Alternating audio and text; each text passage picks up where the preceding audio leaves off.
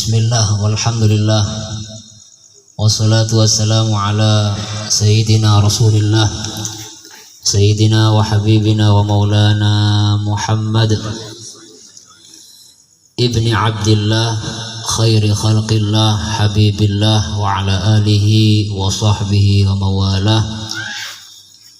Subhanaka la ilma lana illa ma 'allamtana innaka antal alimul hakim. Rabbi shrah li sadri wa yassir li amri wahlul 'uqdatam min lisani yafqahu qawli wa saddid lisani wahdi qalbi bijahin nabi wa alin nabi ya rabbal alamin. Allahumma ij'alna mimman yastami'una al-qawla fayattabi'una ahsanah. Allahumma habibna ila habibika Muhammadin sallallahu alaihi wasallam. Hadirin, ahibba, ikhwan, para habaib, para sesepuh bini sepuh, tokoh masyarakat, tokoh agama, wabil khusus al-muhtaram wal-mukarram Sayyidil Habib Hasan bin Thaha Al-Kaf dan juga Al-Habib Nizar bin Husain Al-Haddad, wabil khusus Al-Habib Husain bin Ahmad bin Abu Bakar Bafaqih, dan juga ada Al-Habib Aqil bin Thaha Al-Kaf. Semua para habaib semoga senantiasa dilindungi oleh Allah Subhanahu wa taala, diberikan kesehatan zahir maupun batin, dan insyaallah senantiasa menjadi penghibur, menjadi penyenang atas baginda Nabi Muhammad sallallahu alaihi wasallam. Dan semua para asatid, guru-guru ngaji, dan juga hadir di tengah-tengah kita, bapak berbekal, mudah-mudahan senantiasa diberikan kekuatan oleh Allah Subhanahu wa taala, dijadikan orang yang manfaat dunia dan akhirat. Dan semua kita hadirin, hadirat, para undangan, para pecinta baginda Nabi Muhammad SAW, insyaallah senantiasa dirahmati dan diberkahi oleh Allah Subhanahu wa taala. Amin, Allahumma amin. Hadirin, ikhwan yang dirahmati Allah, pertama dan utama kita panjatkan puja-puji syukur kehadirat Allah Subhanahu wa taala, yang mana pada malam hari ini kita mendapatkan curahan rahmat, kita mendapatkan limpahan nikmat dari Allah Subhanahu wa taala untuk bisa duduk bersama, berkumpul bersama, sama-sama kita taat ibadah kepada Allah Subhanahu wa taala, menjawab undangan daripada sahibil hajah, sahibil bait, Al-Ustaz Ma'ruf, yang saat ini mempunyai hajat. Yang pertama, hajatnya ikut memperingati Maulid baginda Nabi Muhammad sallallahu alaihi wasallam. Kemudian dirangkai dengan haul para masyayikh Sukorjo, guru-guru beliau. Semoga dengan adanya haul ini ikatan seorang santri disambungkan oleh Allah Subhanahu wa taala kepada guru-gurunya, terutama untuk Sahibul Bait Ustaz Ma'ruf. Mudah-mudahan tambah kuat ikatannya dengan para guru-gurunya. Dan juga dirangkai tasyakur, ungkapan rasa syukur kepada Allah Subhanahu wa taala atas nikmat yang Allah berikan kepada Ustaz Ma'ruf. Ini merupakan nikmat yang besar bagi beliau, nikmat yang melebihi daripada materi, nikmat yang melebihi daripada harta, yaitu nikmat diberikan calon atau diberikan kehamilan untuk istri beliau. Mudah-mudahan dengan pembacaan maulid mulai awal sampai akhir diberikan keselamatan oleh Allah Subhanahu wa taala, insyaallah lahir dengan selamat dan insyaallah menjadi anak yang soleh solihah. Amin ya rabbal alamin. Hadirin yang dirahmati Allah, mungkin ini ijazah untuk kita semua. Saya membaca dari kitab Fawaidul Mukhtarah, menukil daripada kalam Al-Habib Ahmad bin Hasan Al-Attas.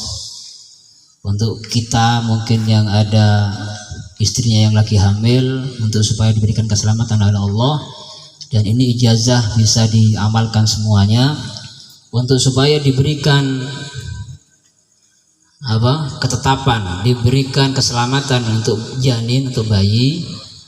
Bacakan di perutnya istri, ya, bacakan di perutnya istri 7 kali asma Allah yang berbunyi ya hasib. Dibaca berapa? 7 kali. Ya hasib, ya hasib, ya hasib 7 kali. Insya Allah akan menjadi keselamatan bagi bayinya dan juga untuk ibunya. Karena apa? Karena orang mendapatkan nikmat itu banyak godaannya, banyak musuhnya. Mudah-mudahan kita semuanya, khususnya Ustaz Ma'ruf, diberikan keselamatan oleh Allah Subhanahu wa taala, dijauhkan dari segala musibah, dijauhkan dari semua yang mengganggunya. Amin ya rabbal alamin. Hadirin yang dirahmati Allah, adanya nikmat ini khususnya yang beliau rasakan, yang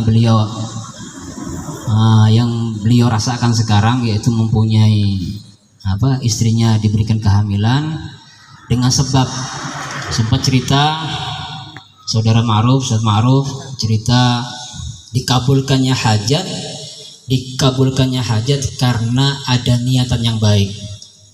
Dikabulkannya hajat karena ada nazar dalam hatinya, yaitu ketika beliau menghadiri majelis, menghadiri maulid, beliau kerentak dalam hatinya, ya Allah, jika Engkau berikan aku rezeki anak, aku akan nazar, aku akan niat untuk mengadakan maulid. Karena sebab itu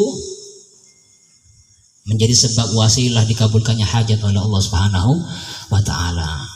Hadirin yang dirahmati Allah, sejatinya hakikatnya nikmat yang diperoleh oleh seorang hamba, nikmat yang diberikan oleh Allah Subhanahu wa taala kepada siapapun yang ada di muka bumi ini, kepada semua manusia, hakikat pelantara datangnya nikmat tersebut adalah karena sebab baginda Nabi Muhammad sallallahu alaihi wasallam.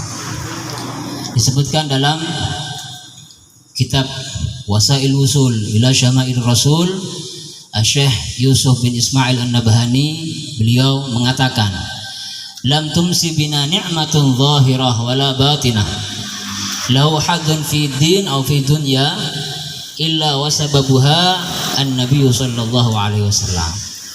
Tidaklah kita mendapatkan sebuah nikmat apapun. Nikmat yang Allah berikan kepada kita kan sangatlah banyak. Hakikatnya yang beri nikmat adalah Allah. Datangnya nikmat dengan berbagai macam nikmat, baik nikmat yang zahir ataupun nikmat yang batin.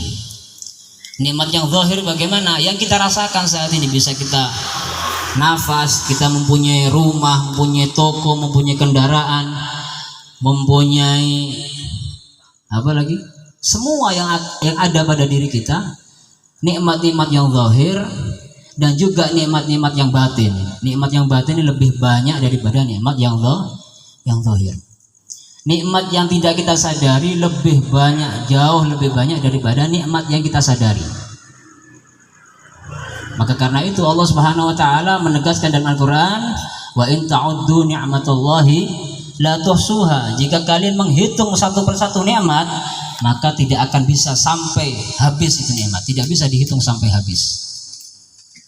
Nikmat sekecil apapun yang sifatnya zahir ataupun batin, nikmat dunia ataupun nikmat agama. Nikmat dunia yang mungkin kita banyak merasakan, banyak menyadari nikmat dunia ini, kita bisa makan, bisa minum, mendapatkan pekerjaan, dan juga mendapatkan anak. Ya, nikmat dikaruniai anak Allah Subhanahu wa taala itu adalah nikmat yang dunia, yang sifatnya duniawi. Dan juga nikmat yang sifatnya agama, kita bisa sujud, ruku, beribadah kepada Allah Subhanahu wa taala, mendapatkan Islam, mendapatkan iman, mendapatkan mahabbah, ma'rifah kepada Allah. Kita bisa duduk sekarang ini membaca sholawat, membaca zikir, ketahuilah wasababuha an-nabiy sallallahu alaihi wasallam. Sebab kita mendapatkan itu semua adalah baginda Nabi Muhammad SAW. Maka karena itu sebagian para ulama mengungkapkan, tidaklah seseorang manusia berjalan di muka bumi ini satu langkah kecuali dia mempunyai hutang kepada baginda Nabi Muhammad SAW. Mempunyai hutang kepada Nabi Muhammad. Kita melangkah satu langkah kita ini berhutang kepada Nabi Muhammad. Kenapa? Karena ma khalaq laulaka ya Muhammad ma khalaqtul aflak. Kalau bukan karena engkau wahai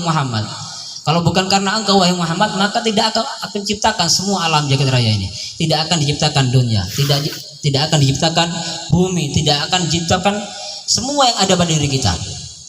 Semua adalah sumbernya adalah Nabi Muhammad SAW. Dan juga mara bahaya dijauhkan oleh Allah, segala kejelekan dijauhkan oleh Allah Subhanahu wa taala kepada seorang hamba, itu juga karena sebab baginda Nabi Muhammad SAW. Allahumma shalli ala Muhammad. Maka karena itu hadirin yang dirahmati Allah, kita ini kepada Nabi Muhammad yang sifatnya ada hubungan dengan Nabi Muhammad, maka kita jangan sampai perhitungan, jangan sampai kita pelit, jangan sampai kita perhitungan dengan harta kita jika kita gunakan untuk menghormat kelahiran Nabi Muhammad SAW. Jangan sampai kita pelit dengan tenaga kita jika mana tenaga tersebut ada hubungan dengan ta'zim, mengagungkan Nabi Muhammad SAW. Untuk mengadakan maulid jangan nanggung-nanggung. Kalau punya harta lebih, maksimalkan. Dan jika punya tenaga, kita bisa hadir, tidak bisa mengadakan maulid, bisa hadirnya saja, maka maksimalkan. Kalau bisa lama, jangan sebentar. Paham ya? Jika bisa lama kita duduk menghormat maulid Nabi Muhammad SAW, jangan sebentar. Kenapa? Jangan perhitungan kepada sesuatu yang untuk mengagungkan Nabi Muhammad SAW. Maka karena itu kita mulai awal sampai akhir, alhamdulillah kita baca mulai awal sampai akhir maulid dia ulami. Ini jika kita ada keikhlasan dalam hati, ada kerelaan, ada keridhaan untuk sama-sama menghormat, mengagungkan hari kelahiran Nabi Muhammad, mengagungkan maulid Nabi Muhammad, maka kita termasuk orang yang tidak perhitungan kepada Nabi Muhammad. Tapi kalau sebaliknya, maaf, jika ada diajak maulid lama sebentar, dalam hatinya bergejolak, ya kadang-kadang juga terucap, ini acara apa kok panjang sekali. Ini berarti tandanya orang perhitungan dengan Nabi Muhammad SAW, orang pelit kepada Nabi Muhammad SAW. Padahal apa? Semua apa yang kita punya, sifatnya materi ataupun jabatan dan sebagainya, itu adalah Nabi Muhammad, perantaranya adalah Nabi Muhammad SAW. Dan juga jangan sampai kita pelit ketika kita ini mendengar nama Nabi Muhammad, jangan kita pelit untuk mengucapkan sholawat. Kenapa? Ini versi pelit, versi bakhil yang telah disifatkan oleh Nabi Muhammad SAW adalah orang seperti ini. Al-bakhil itu orang yang pelit, bukan hanya orang yang tidak mau bersedekah saja, tidak. Tapi versi Nabi Muhammad yang dikatakan pelit oleh Nabi Muhammad adalah apa? Al-bakhilu man dzukirtu 'indahu falam yusalli alayya. Allahumma shalli ala Muhammad. Seseorang yang bakhil, yang pelit, siapa? Yaitu orang yang ketika disebutkan namaku, kata Nabi Muhammad, dia tidak mau bersalawat, dia enggan untuk bersalawat padaku. Itulah orang yang pelit. Kenapa? Pelit ini, bakhil ini, jika kita kepada seseorang yang royal kepada kita, ada seorang yang kaya, dermawan, royal kepada kita, apakah kita perhitungan kepada orang tersebut? Tidak mungkin perhitungan. Jika setiap hari kita nafkah harian kita ditanggung, kemudian setiap hari kita dikasih uang 1 juta seumpama setiap harinya, kemudian kita masih perhitungan, ini berarti orang yang sangat pelit, ini tidak bisa membalas kebaikan, tidak bisa membalas budi daripada orang tersebut. Maka karena itu ancaman, ya mudah-mudahan kita tidak termasuk daripada ancaman ini. Ancaman dari Nabi Muhammad kepada orang yang pelit ini, naudzubillah. Suatu saat, ini riwayat disebutkan dalam kitab Ni'matul Kubra al-Alam fi Maulidi Sayyidi Waladi Adam, ya, dalam sebuah riwayat, pernah suatu saat Sayyidah Aisyah radhiyallahu anha, mungkin sering kita dengarkan hadis ini. Sayyidah Aisyah radhiyallahu anha istri Nabi Muhammad yang paling muda pernah suatu saat menjahit bajunya Nabi Muhammad di waktu sahur, waktu sebelum subuh. Menjahit bajunya Nabi Muhammad karena baju Nabi Muhammad itu tidak semewah yang kita pakai. Bajunya Nabi Muhammad itu tidak semewah apa yang kita pakai. Mungkin kita luar biasa mengenakan baju, tapi Nabi Muhammad bajunya itu ada yang robek dan tambalan, dan itu dijahit oleh istri-istri beliau. Ketika itu Sayyidah Aisyah menjahit baju Nabi Muhammad, dan ketika tengah-tengah menjahit jarum jatuh. Sering dengar ya, jarum jatuh, kemudian ketika jatuh lampunya padam juga. Ketika lampunya padam, dicari itu jarum, tidak ada, tidak bisa ketemu. Kenapa? Sebelum fajar, kemudian ada riwayat di dalam rumah, di mana di dalam kamar tidak ada pencahayaan apapun. Dan ketika dicari-cari, masuklah baginda Nabi Muhammad SAW ke ruangan tersebut. Masuk ke dalam ruangan tersebut, maka Sayyidah Aisyah radhiyallahu anha mendapatkan cahaya yang luar biasa, cahaya yang sangat terang benderang, adhiyaul lami', ya, cahaya yang sangat bersinar, yaitu cahaya dari pancaran Nabi Muhammad SAW. Maka ketika mendapatkan pancaran cahaya Nabi Muhammad, maka diambil jarum tersebut, sangat jelas bisa diambil, bisa didapatkan itu jarum. Maka Sayyidah Aisyah radhiyallahu anha berkata kepada Nabi Muhammad, "Ya Nabi, ya Rasulullah, ma asyadda dhiya'a wajhika ya Rasulullah." Sungguh sangat terang, sangat bercahaya wajah engkau ya Rasulullah. Maka Nabi Muhammad ketika mendengarkan perkataan Sayyidah Aisyah, "Ya Aisyah, al-wail summa al-wail liman lam yarani yaumil qiyamah." Al-wail summa al-wail liman lam yarani yaumil qiyamah. Sungguh celaka dan sungguh celaka bagi orang yang tidak bisa melihatku nanti di hari kiamat. Wajah yang bersinar ini tidak bisa diperkenankan untuk bisa dilihat. Seseorang yang bagaimana? Maka Sayyidah Aisyah berkata, "Man lam yaraka ya Rasulullah." Siapa orang yang tidak bisa melihat engkau wahai Nabi di hari kiamat? Maka Nabi Muhammad menegaskan hadis tadi, al-bakhil man dzukirtu indahu falam yusalli alayya, yaitu yang tidak bisa melihat kepadaku nanti di hari kiamat adalah orang yang bakhil, orang yang perhitungan, orang yang pelit kepada Nabi Muhammad. Ketika disebutkan nama Nabi Muhammad, dia tidak bergerak, tidak bisa menggerakkan bibirnya untuk berselawat kepada baginda Nabi Muhammad SAW. Ini mendapatkan ancaman tidak bisa melihat wajah Nabi Muhammad SAW. Wa krimil arwaha minna bilika khairil anami. Ya Allah, pertemukan jiwa kita semuanya dengan berjumpa dengan sosok yang bercahaya, yaitu baginda Nabi Muhammad SAW. Hadirin yang dirahmati Allah. Maka karena itu salawat sangat penting. Salawat kita mulai awal sampai akhir tadi bersalawat. Tujuannya apa? Tadi sedikit demi sedikit kita membalas jasa Nabi Muhammad, walaupun tidak bisa terbalas. Walaupun tidak bisa terbalas, kita sedikit demi sedikit untuk bisa berusaha untuk menjadi orang yang royal kepada Nabi Muhammad SAW. Maka perbanyak salawat. Kalau tidak bisa setiap hari melazimi salawat 1000 kali, tidak bisa melazimi setiap hari 100 kali, tidak bisa setiap hari melazimi 10 kali, mungkin sudah sangat sibuk, ya. Bahkan kita sering lupa. Kita sholawat kadang-kadang hanya ada di sholat saja, ya.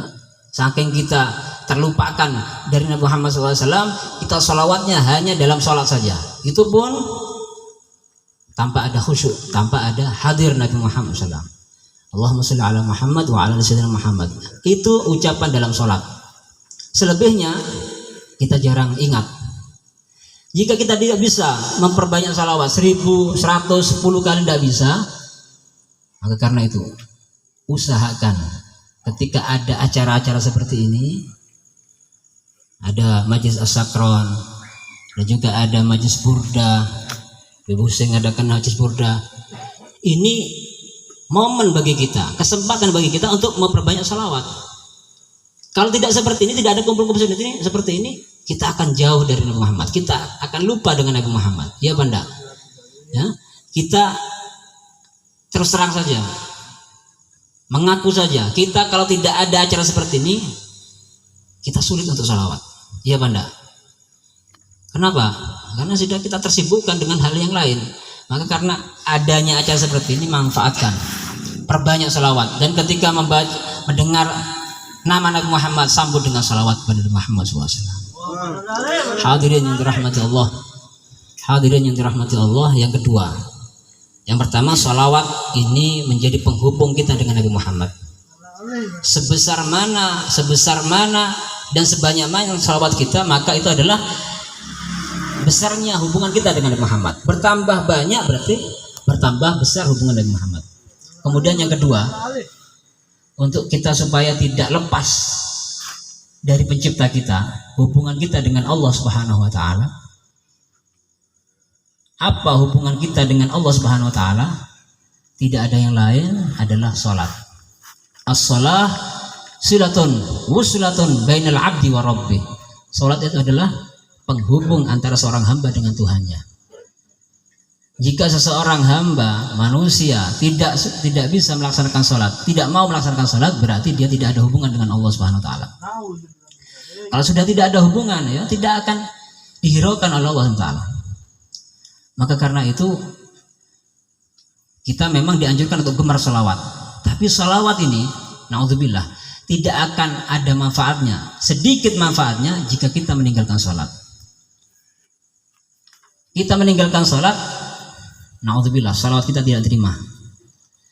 Naudzubillah, maulid yang kita baca ditolak oleh Allah Subhanahu wa taala. Nabi Muhammad pernah bersabda, "Man taraka sholata muta'ammidan faqad bari'at minhu zimmatu Muhammadin sallallahu alaihi wasallam." Barang siapa seorang meninggalkan sholat secara sengaja, padahal tidak ada uzur yang syar'i, dia tinggalkan sholat, sengaja dia meninggalkan sholat, faqad bari'at minhu zimmatu Muhammad, maka orang tersebut, orang ini, umat ini telah bebas dari tanggungan Nabi Muhammad. Bebas dari tanggungan Nabi Muhammad. Kalau sudah Nabi Muhammad tidak mau menanggung, siapa yang mau menanggung? Maka karena itu sholat ini adalah penentu kepada seseorang, baik dan buruknya seseorang kepada Allah Subhanahu wa taala. Apakah mungkin orang yang sholawat kemudian tidak melaksanakan sholat tidak akan ada tanggungan dari Muhammad? Sangat-sangat mungkin. Kenapa? Kenapa Nabi Muhammad angkat tangan kepada orang yang tidak mau melaksanakan sholat ini? Karena sholat ini jika ditinggalkan menjadi penyebab utama seseorang meninggal su'ul khotimah. Kalau sudah orang itu meninggal dalam keadaan su'ul khotimah, maka sholawatnya, naudzubillah, sholawatnya, maulidnya, semua perbuatan yang dia kerjakan tidak ada nilainya sama sekali. Kenapa? Su'ul khotimah. Finalnya ada ketika di sakaratul maut. Ketika sakaratul maut, seseorang tidak bisa mempertahankan Islam dan imannya dalam hati, tergoda dengan bujukan setan, naudzubillah, dia meninggal dalam keadaan su'ul khotimah. Kalau sudah su'ul khotimah, maka tidak ada harapan, sedikit pun tidak ada harapan. Naudzubillah min dzalik. Maka karena itu kita niatkan, kita bersalawat ini niatnya untuk apa? Syafaat, minta syafaat kepada Muhammad dunia dan akhirat. Ya, sebelum kita meminta mengharap syafaat di akhirat, kita mengharap syafaat dulu di dunia. Apa syafaat Nabi Muhammad di dunia? Syafaat terbesar Nabi Muhammad di dunia adalah kita ditolong ketika sakaratul maut. Ketika sakaratul maut ditolong oleh Muhammad, itu adalah syafaat terbesar di dunia. Kenapa? Naudzubillah, Pak. Sakaratul maut itu tidak ada yang bisa menahannya kecuali orang mendapatkan pertolongan dari Allah Subhanahu wa taala. Nabi Muhammad sangat merasakan kesakitan ketika sakaratul maut, apalagi kita. Maka karena itu senantiasa memohon kepada Allah Subhanahu wa taala dengan berkat sholawat, dengan berkat maulid semoga kita semuanya diberikan pertolongan dari Nabi Muhammad, diberikan syafaat terutama ketika sakaratul maut. Amin Allahumma amin. Kita mohon kepada Allah SWT, ya Allah biha, ya Allah biha, ya Allah bihusnul khatimah. Semoga ya Allah dengan bacaan la ilallah, semoga ya Allah dengan bacaan salawat kepada Muhammad, berikan kita semua husnul khatimah, berikan akhir yang baik kepada kita semuanya. Amin ya rabbal alamin. Hadirin yang dirahmati Allah, mungkin ini saja, kurang lebihnya mohon maaf. Mungkin jika ada terlalu kepanjangan minta maaf. Semoga menjadi ilmu yang manfaat untuk kita semuanya. Amin ya rabbal alamin. Hadza minni wal afwa minkum. Wassalamualaikum warahmatullahi wabarakatuh. Waalaikumsalam.